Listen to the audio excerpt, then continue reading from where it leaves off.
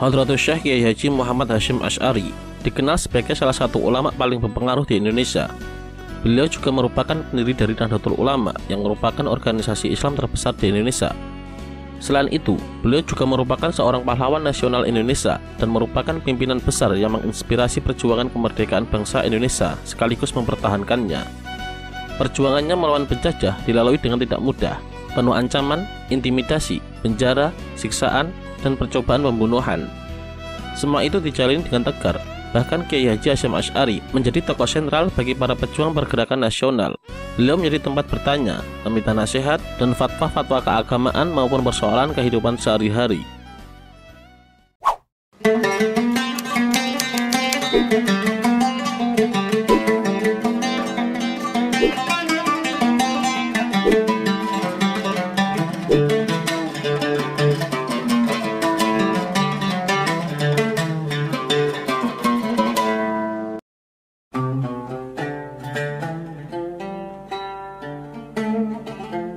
Kiai Haji Hasyim Asy'ari merupakan putra dari pasangan Kiai Asy'ari dan Nyai Halimah. Ayahnya, Kiai Asy'ari, merupakan seorang pimpinan pesantren keras yang berada di sebelah selatan Jombang. Kiai Haji Hasyim Asy'ari merupakan anak ketiga dari 11 bersaudara. Beliau merupakan keturunan dari para ulama dan beliau juga merupakan keturunan darah biru atau bangsawan. Jika dilihat dari nasab jalur ibu, Kiai Haji Hasyim Asy'ari tidaklah dapat dipisahkan dari kerajaan Majapahit dan Kesultanan Demak. Kiai Haji Wahab Hasbullah menerangkan bahwa leluhur Kiai Haji Hasyim Asy'ari adalah Brawijaya VI yang dikenal dengan nama Kertawijaya atau Damarwulan. Selain itu, ibunya juga merupakan keturunan ke-8 dari Joko Tingkir atau Sultan Pajang. Semenjak di kandungan, beliau telah memiliki tanda-tanda yang menunjukkan bahwa nanti beliau akan menjadi orang yang besar dan panutan banyak orang. Saat masih mengandung, Nyai Halimah melihat tanda-tanda yang luar biasa, yaitu pada suatu malam beliau bermimpi bulan jatuh dan hinggap di perutnya. Kiai Haji Hasyim Asy'ari juga berada di dalam kandungan selama 14 bulan. Bayi yang lebih lama berada dalam kandungan sebagaimana mestinya biasanya memiliki kecerdasan yang melebihi bayi pada umumnya. Apalagi selama masa 14 bulan tersebut, ibunya sering melakukan puasa, ibadah salat malam, dan selalu berzikir.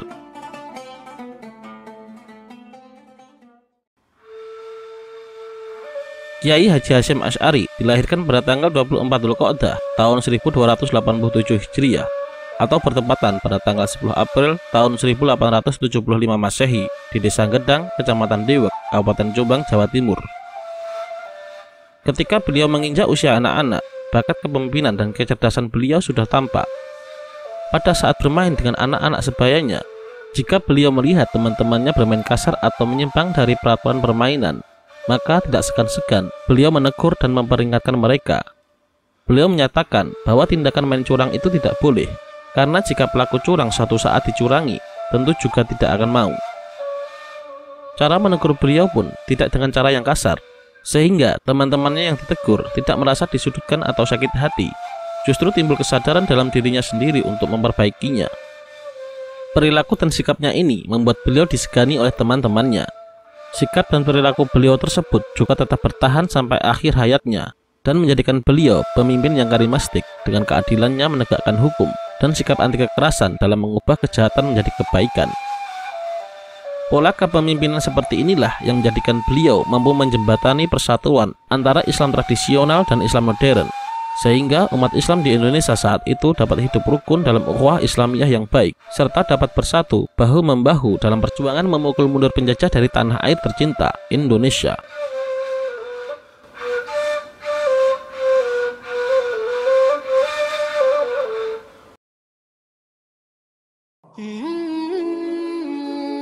Lahir dari keluarga kiai dan hidup di lingkungan pesantren yang penuh dengan kajian ilmu, tentu membuat Kiai Haji Hasyim Asy'ari mendapatkan pendidikan agama Islam dengan sangat baik dan menjadikan beliau sosok yang haus akan ilmu. Salah satu faktor lagi yang membuat beliau menjadi sosok yang haus akan ilmu adalah karena beliau melihat secara langsung bagaimana perjuangan ayahnya dalam mendirikan pesantren dan mendidik umat. Hidup di lingkungan pesantren, di mana umumnya para santri hidup dengan sederhana, juga membuat nilai kesederhanaan tertanam dalam diri beliau. Kiai Haji Hasyim Asy'ari mempelajari ilmu-ilmu dasar tentang agama Islam dari ayahnya dan kakeknya, Kiai Utsman, seperti ilmu tauhid, fikih, dan lain sebagainya.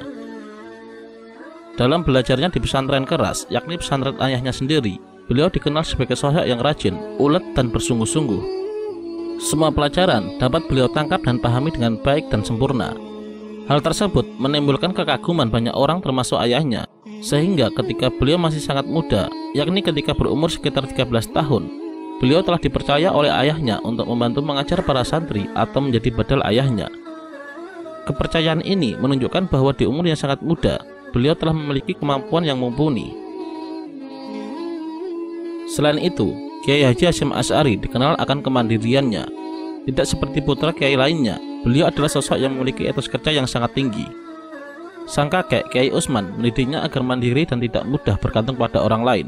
Sejak kecil, beliau terbiasa mencari nafkah sendiri dengan cara bertani atau berdagang. Hasil yang didapatkannya digunakan untuk menuntut ilmu. Meskipun telah mengajar di pesantren milik ayahnya, tidaklah membuat Kiai Haji Hasyim Asy'ari merasa jemawa dan puas terhadap apa yang telah ia peroleh. Pada umur 15 tahun, beliau memulai pengembaraannya untuk mencari ilmu di berbagai pesantren di Jawa. Dimulai dari pesantren Wonokaya Probolinggo, pesantren Langitan Tuban, pesantren Trenggiri Semarang. Kemudian beliau melanjutkan pengembaraannya ke pesantren Bangkalan Madura yang diasuh oleh Syekhona Khalil. Syekhona Khalil merupakan ulama terkemuka pada masa itu yang sangat disegani sampai sekarang. Di pesantren Bangkalan, Kiai Haji Hasyim Asy'ari terbilang tinggal cukup lama jika dibandingkan dengan pesantren-pesantren sebelumnya yang hanya tinggal beberapa bulan saja. Kemudian beliau melanjutkan pengembaraannya di pesantren Siwalan yang diasuh oleh Kiai Yakub selama 5 tahun. Di tempat ini, beliau tidak hanya mendapatkan ilmu, tetapi juga mendapatkan seorang istri. Kiai Yakub merasa kagum dengan kecerdasan dan kepribadian Kiai Haji Hasyim Asy'ari yang rendah hati, baik budi, tekun, serta teliti. Sehingga tanpa ragu, Kiai Yakub mengangkat beliau menjadi menantunya. Pernikahan ini terjadi pada tahun 1892 ketika Kiai Haji Hasyim Asy'ari berumur 21 tahun.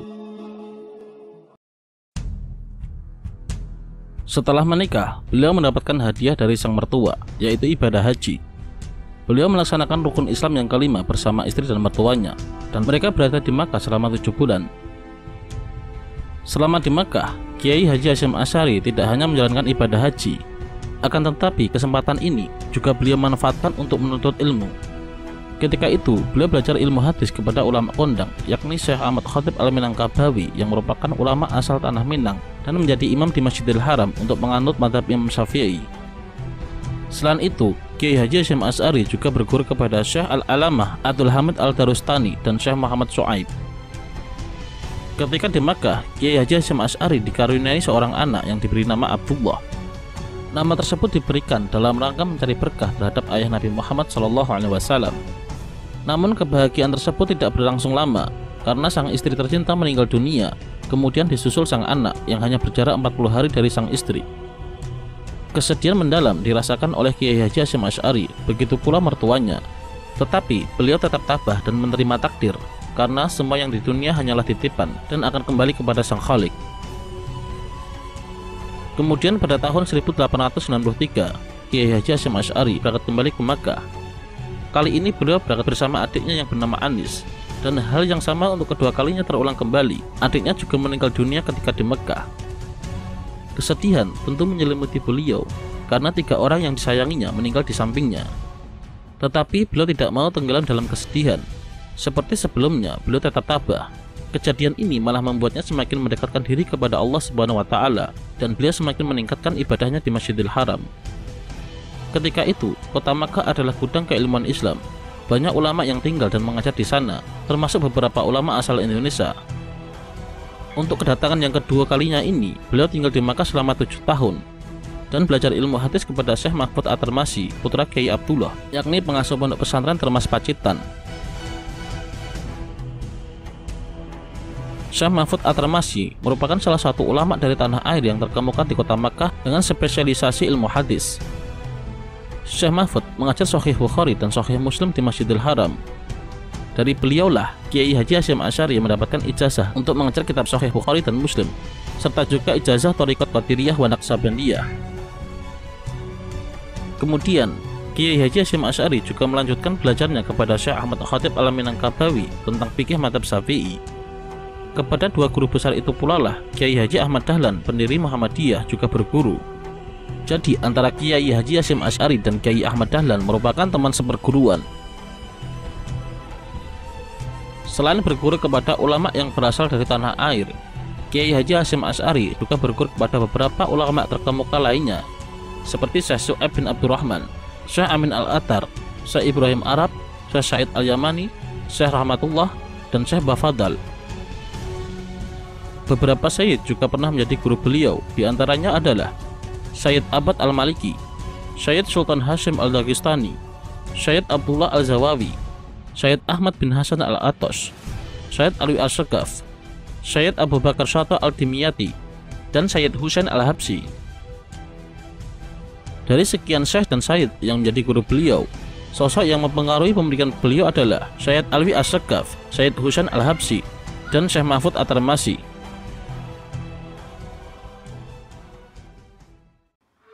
Selain rajin belajar, Kiai Haji Hasyim Asy'ari selama di Makkah juga senantiasa mengunjungi petilasan-petilasan Rasulullah SAW untuk sekedar merenung, tafakur, tadabbur, refleksi atas kebesaran Allah Subhanahu wa Ta'ala, dan juga menyelami dakwah Rasulullah SAW yang begitu berat menghadapi banyak cobaan, ujian, rintangan, dan halangan. Kiai Haji Hasyim Asy'ari sering sekali merenungkan bahwa Rasulullah SAW yang sudah terjamin oleh Allah Subhanahu wa Ta'ala saja harus menemui banyak sekali hambatan dalam berdakwah. Terlebih lagi dirinya sendiri yang bukan merupakan utusan atau nabi Allah Subhanahu wa Ta'ala. Karena hal itulah yang membuat Kiai Hasyim untuk giat dan tekun memperdalam ilmu. Sehingga Kiai Hasyim pun sering berziarah ke Padang Arafah, Gua Hira, Makam Ibrahim, dan Masjid Nabawi, khususnya makam Rasulullah SAW. Ketika Kiai Hasyim berziarah ke berbagai tempat tersebut, bukan sekedar hanya untuk merenung, tafakur, tadabbur, dan refleksi, melainkan juga untuk belajar dan menghafalkan banyak hadis serta materi pelajaran. Dengan demikian, di balik sisi spiritualnya yang meningkat, sisi intelektualnya juga bertambah. Atas usaha dan ketekunan beliau dalam menuntut ilmu, serta tidak pernah melepaskan diri dari Allah Subhanahu wa Ta'ala, pada sekitar umur 30 tahun, beliau diangkat menjadi guru di Masjidil Haram. Prestasi ini menandakan bahwa di umur yang sangat muda, beliau telah pantas disebut ulama, dan keilmuan beliau telah sejajar dengan Syekh Mahfud At-Tarmasi, Syekh Ahmad Khatib Al-Minangkabawi, dan Syekh Imam Nawawi Al-Bantani yang juga mengajar di Masjidil Haram.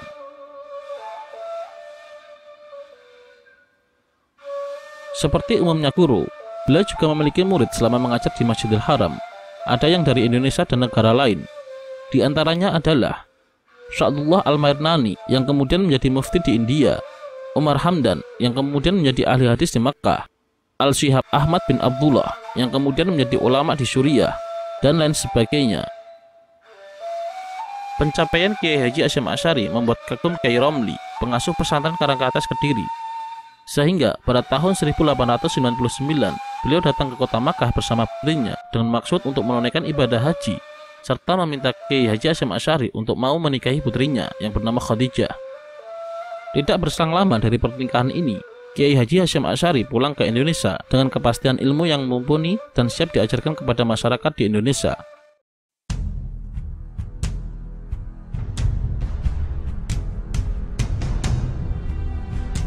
Pada tahun 1899, Kiai Haji Hasyim Asy'ari pulang ke tanah air.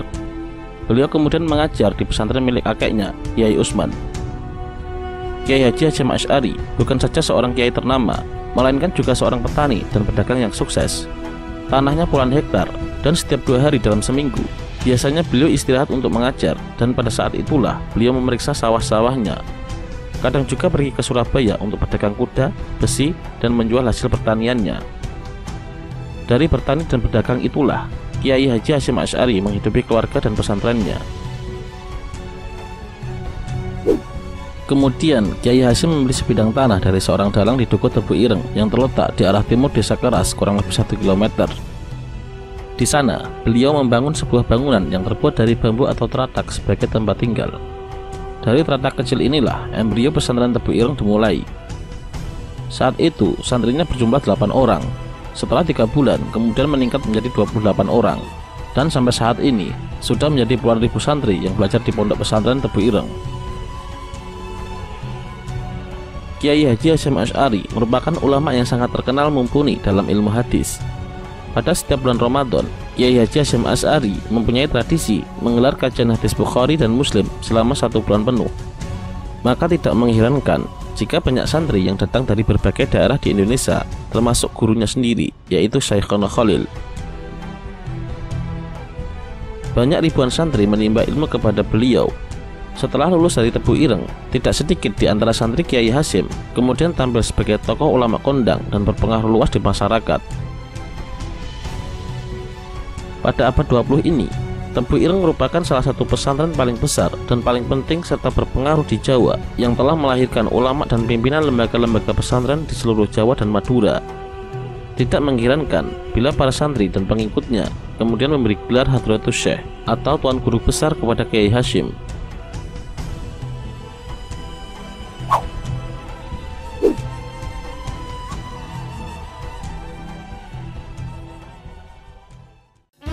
Karena pengaruh Kiai Hasyim yang begitu kuat, keberadaan beliau menjadi perhatian serius penjajah. Baik penjajah Belanda maupun Jepang berusaha untuk merangkulnya. Di antaranya ia pernah dianugerahi bintang jasa pada tahun 1937, akan tetapi beliau menolaknya. Justru Kiai Hasyim Asy'ari sempat membuat Belanda kelimpungan. Pertama, ketika beliau memfatwakan bahwa perang melawan Belanda adalah jihad, Belanda kemudian sangat kerepotan karena perlawanan gigih melawan penjajah muncul di mana-mana. Kedua, Kiai Hasyim juga pernah mengharamkan naik haji memakai kapal Belanda. Fatwa tersebut ditulis dalam bahasa Arab dan disiarkan oleh Kementerian Agama secara luas, sehingga penguasa Belanda menjadi bingung karena banyak umat Islam yang telah mendaftarkan diri kemudian mengundurkan niatnya. Kependudukan tentara Jepang di Indonesia menandai datangnya masa baru bagi kalangan Islam.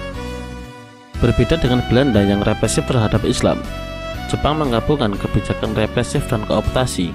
Hal ini sebagai upaya dari Jepang untuk memperoleh dukungan dari pimpinan Muslim. Namun tetap saja banyak perlakuan represif terhadap masyarakat pribumi yang dilakukan oleh tentara Jepang apabila menentang kehendaknya. Salah satu perlakuan represif Jepang adalah penahanan terhadap Hadratus Syekh Hasyim Asy'ari. Hal ini dikarenakan karena pada waktu itu Hadratus Syekh Hasyim Asy'ari menolak melakukan Shaikeri, yaitu kewajiban berbaris dan membungkukkan badan ke arah Tokyo setiap pukul 7 pagi sebagai simbol penghormatan terhadap Kaisar Hirohito dan ketaatan kepada Dewa Matahari. Akibatnya, Hadratus Syekh Hasyim Asy'ari ditangkap dan ditahan secara berpindah-pindah, mulai dari penjara Jombang, kemudian Mojokerto, dan akhirnya ke penjara Bubutan Surabaya. Karena kesetiaan dan keyakinan bahwa Hadratus Syekh berada di pihak yang benar, sejumlah santri beliau meminta untuk ikut ditahan. Selama dalam tahanan, Hadratus Syekh Hasyim Asy'ari banyak mengalami penyiksaan fisik, sehingga salah satu jari tangannya menjadi patah dan tidak dapat digerakkan. Pada tanggal 18 Agustus tahun 1942, setelah 4 bulan di penjara, akhirnya Hadratus Syekh Hasyim Asy'ari dibebaskan oleh Jepang karena banyaknya protes dari para kiai dan santri.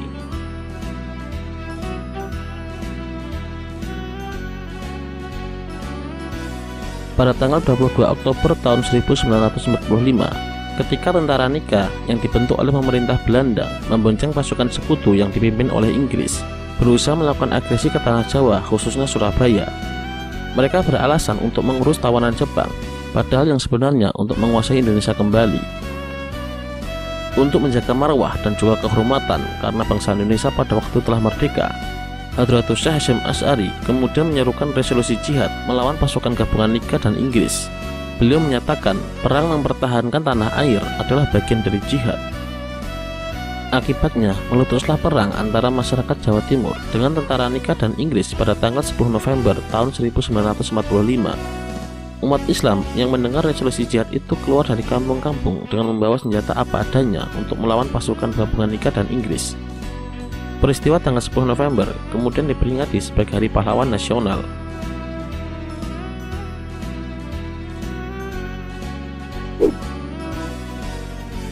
Penjajahan panjang yang mengungkung bangsa Indonesia menggugah kesadaran kaum terpelajar untuk memperjuangkan martabat bangsa melalui jalur pendidikan dan organisasi.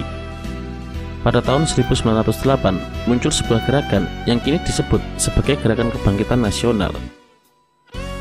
Semangat kebangkitan nasional terus menyebar kemana-mana, sehingga muncullah berbagai organisasi pendidikan, sosial, dan keagamaan. Di antaranya adalah Nahdlatul Wathon atau Kebangkitan Tanah Air pada tahun 1916.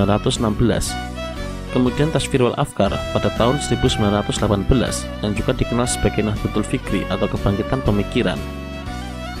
Dari situ kemudian didirikan Nahdlatul Tujar atau pergerakan kaum saudagar. Syarikat itu kemudian dijadikan basis untuk memperbaiki perekonomian masyarakat. Dengan adanya Nahdlatul Tujar, maka Tasfirul Afkar tampil sebagai kelompok studi untuk lembaga pendidikan yang berkembang pesat dan memiliki cabang di beberapa kota. Tokoh utama di balik pendirian Tasfirul Afkar adalah Kiai Haji Abdul Wahab Hasbullah, seorang tokoh muda pengasuh pondok pesantren Bahrul Ulum Tambak Beras, yang juga merupakan murid dari Hadratus Syekh Hasyim Asy'ari. Kelompok ini lahir sebagai bentuk kepedulian para ulama terhadap tantangan zaman di kala itu, baik dalam masalah keagamaan, pendidikan, sosial, dan politik. Ketika itu, Raja Arab Saudi Ibnu Saud berencana menjadikan mazhab Salafi Wahabi sebagai mazhab resmi negara. Dia juga berencana menghancurkan semua peninggalan sejarah Islam yang selama ini banyak diziarahi oleh kaum muslimin karena dianggap bid'ah. Di Indonesia sendiri, rencana tersebut mendapat sambutan hangat dari kalangan modernis. Namun sebaliknya, kalangan pesantren yang sangat menghormati keberagaman menolak dengan alasan adanya pembatasan mazhab dan penghancuran warisan peradaban Islam. Sebagai akibatnya, kalangan pesantren dikeluarkan dari keanggotaan Kongres Al-Islam serta tidak dilibatkan sebagai delegasi dalam Muktamar A'lam Islami atau Kongres Islam Internasional di Mekah yang akan mengesahkan keputusan tersebut. Didorong oleh rasa semangat menciptakan kebebasan bermadzhab serta rasa kepedulian terhadap pelestarian warisan peradaban Islam, maka Hadratus Syekh Hasyim Asy'ari bersama para pengasuh pesantren lainnya membuat delegasi yang dinamai Komite Hijaz. Komite Hijaz tersebut diketuai oleh Kiai Haji Wahab Hasbullah yang kemudian diutus datang ke Saudi Arabia untuk mewakili kalangan pesantren Indonesia dan meminta Raja Ibnu Saud untuk mengurungkan niatnya. Pada saat yang hampir bersamaan, datang pula tantangan dari berbagai penjuru dunia atas rencana Ibnu Saud, sehingga rencana tersebut dapat digagalkan, dan hasilnya hingga saat ini umat Islam bebas melaksanakan ibadah di Makkah sesuai dengan mazhab masing-masing. Itulah peran internasional kalangan pesantren yang pertama dan berhasil memperjuangkan kebebasan bermadzhab serta berhasil menyelamatkan peninggalan sejarah dan peradaban yang sangat berharga. Pada tahun 1924, kelompok diskusi Tasfirul Afkar ingin mengembangkan sayapnya dengan mendirikan sebuah organisasi yang ruang lingkupnya lebih besar. Hadratus Syekh Hasyim Asy'ari yang diminta persetujuannya meminta waktu untuk mengerjakan sholat istikharah memohon petunjuk dari Allah Subhanahu wa Ta'ala. Dinanti-nanti sekian lama, petunjuk itu belum juga datang, sehingga menyebabkan Hadratus Syekh sangat gelisah. Dalam hati kecilnya, beliau ingin berjumpa dengan gurunya, Syekhona Khalil Bangkalan. Sementara nan jauh di Bangkalan sana, Syekhona Khalil telah mengetahui apa yang dialami oleh Hadratus Syekh Hasyim Asy'ari. Syekhona Khalil lalu mengutus salah satu santrinya yang bernama As'ad Syamsul Arifin untuk menyampaikan sebuah tongkat kepada Yai Hasyim di Tebu Ireng. As'ad Syamsul Arifin juga dipesani agar setiba di Tebu Ireng untuk membacakan surat Toha ayat 23 kepada Yai Hasyim. Ketika Kiai Hasyim menerima kedatangan As'ad dan mendengar ayat tersebut, hatinya langsung bergetar. Keinginanku untuk membentuk jam'iyah agaknya akan tercapai, ujar lirih Yai Hasyim sambil meneteskan air mata. Waktu terus berjalan, akan tetapi pendirian organisasi itu juga belum terrealisasi. Agaknya Hadratus Syekh masih menunggu kemantapan hati. 1 tahun kemudian, pada tahun 1925, As'ad Syamsul Arifin, santri Syekhona Khalil, kembali datang menemui Hadratus Syekh untuk menyampaikan sebuah tasbih dari Syekhona Khalil dengan menunjukkan tasbih yang dikalungkan Syekhona Khalil di lehernya. Tangan As'ad belum pernah menyentuh tasbih tersebut, meskipun perjalanan antara Bangkalan menuju Tebu Ireng sangatlah jauh dan banyak rintangan.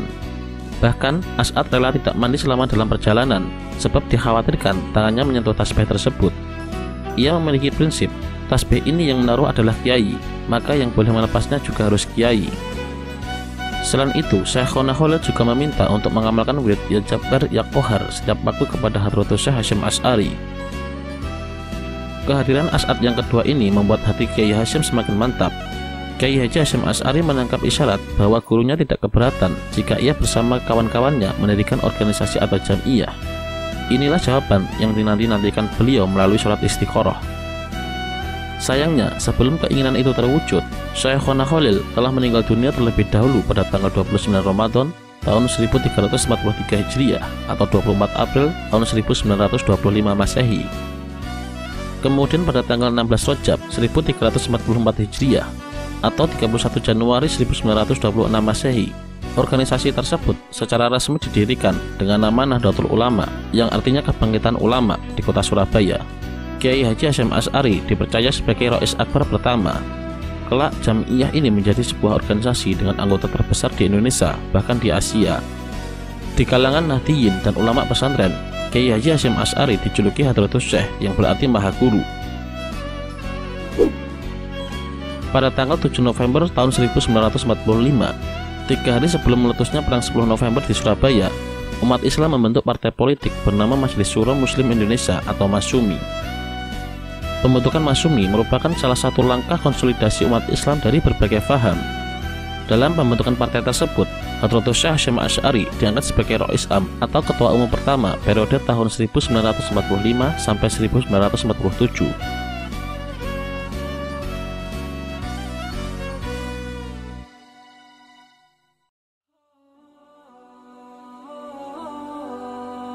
Sebagai sosok yang memiliki kedalaman dan keluasan ilmu, Hadratus Syekh Hasyim Asy'ari juga memiliki beberapa karya yang merupakan curahan dari pemikiran-pemikiran beliau. Meskipun dalam keadaan perang, keadaan yang serba susah pada masa itu tidaklah menjadi halangan bagi beliau untuk menulis. Sebagian di antara kitab-kitab beliau tersebut adalah Al-Tibyan fi al-Nahi an Muqatta'at al-Arham wa al-Aqarib wa al-Ikhwan. Secara umum, kitab ini berisi pentingnya membangun persaudaraan di tengah perbedaan serta bahaya memutus tali persaudaraan. Muqaddimah Al-Qanun Al-Asasi li Jam'iyah Nahdlatul Ulama. Kitab ini berisi tentang pemikiran dasar Nahdlatul Ulama yang terdiri dari ayat-ayat Al-Quran dan pesan-pesan penting yang melandasi berdirinya Nahdlatul Ulama. Kitab ini sangat penting dalam rangka memberikan fundamen yang kuat tentang paham agama yang akan dijadikan pijakan umat. Risalah fi Ta'qid Al-Akhyi bimadzhab Al-A'imah Al-Arba'ah yang berisi tentang pentingnya berpedoman kepada 4 imam mazhab. Mawa'id, karangan ini berisi nasihat bagaimana menyelesaikan masalah di tengah-tengah umat serta akibat hilangnya kebersamaan dalam membangun pemberdayaan. Arba'in hadisan tat'allaqu bimabadi' Jam'iyah Nahdlatul Ulama. Karya ini berisi 40 hadis yang harus dipedomani oleh Nahdlatul Ulama. Hadis-hadis tersebut berisi pesan untuk meningkatkan ketakwaan dan kebersamaan dalam hidup yang harus menjadi pondasi kuat bagi setiap umat dalam mengarungi kehidupan. An-Nur Al-Mubin bi Mahabbati Syahid Al-Mursalin. Kitab ini merupakan seruan untuk mencintai Nabi Muhammad SAW dengan cara mengirimkan sholawat dan mengikuti segala ajarannya. Selain itu, kitab ini juga berisi tentang biografi Nabi Muhammad SAW dan akhlak beliau yang begitu mulia. Al-Tanbihat Al-Wajibat Liman Yasna Al-Maulid bi Al-Munkarat. Kitab ini berisi peringatan tentang hal-hal yang harus diperhatikan saat merayakan Maulid Nabi. Risalah Al-Sunnah wa Al-Jamaah fi Hadis Al-Mawa wa Asyurut Al-Sa'ah wa Bayani Mafhum Al-Sunnah wa Al-Bid'ah. Kitab ini merupakan salah satu kitab yang sangat penting karena di dalamnya berisi perbedaan antara sunnah dan bid'ah.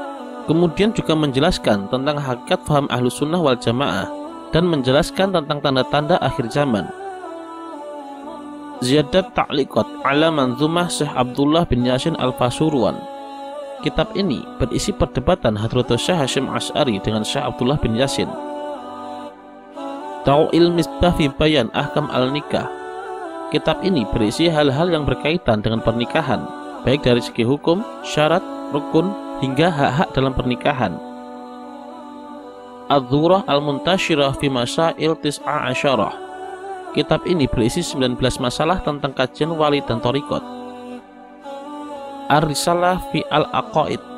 Kitab ini ditulis dalam bahasa Jawa, berisi masalah-masalah yang berkaitan dengan tauhid.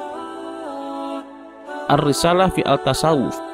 Kitab ini juga ditulis dalam bahasa Jawa yang berisi masalah-masalah tentang tasawuf. Dan kitab ini banyak dicetak jadi satu bersama kitab Ar-Risalah fi Al-Aqaid. Adab Al-Alim wa Al-Muta'alim. Kitab ini berisi hal-hal yang harus dipedomani oleh seorang pelajar dan pengajar, terutama dalam hal akhlak. Kitab ini merupakan resum atau ringkasan dari kitab Adab Al-Muta'alim karya Syekh Muhammad bin Sahnun, Ta'lim Al-Muta'alim fi Thariqat Al-Ta'allum karya Syekh Burhanuddin Al-Jarnuji, dan Tadkirat Al-Samil wa Al-Mutakalim fi Adab Al-Alim wa Al-Muta'alim karya Syekh Ibnu Jam'ah. Selain 14 karya di atas, masih terdapat beberapa karya beliau yang masih berupa manuskrip dan belum diterbitkan, antara lain Hasyiat Al-Fat Al-Rahman bi Syarah Ar-Risalah Al-Wali Ruslan di Syekh Al-Islam Zakaria Al-Ansari, Ar-Risalah At-Tauhidiyah, Al-Qalaid fi Bayan ma yajib min Al-Aqaid, Ar-Risalah Al-Jama'ah, Tamyiz Al-Haq min Al-Batil, Al-Jayus fi Ahkam Al-Nukus, dan Manasik Sugro.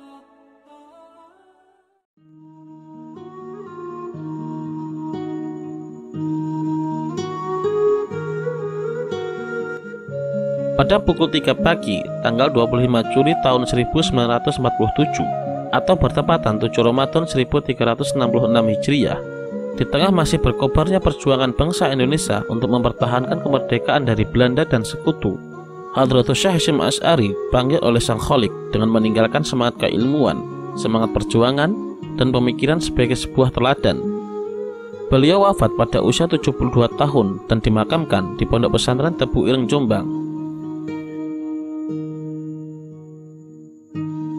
Atas jasa-jasa beliau selama perang kemerdekaan melawan penjajah, maka Presiden Soekarno melalui keputusan presidennya menetapkan bahwa Hadratus Syekh Hasyim Asy'ari sebagai pahlawan nasional.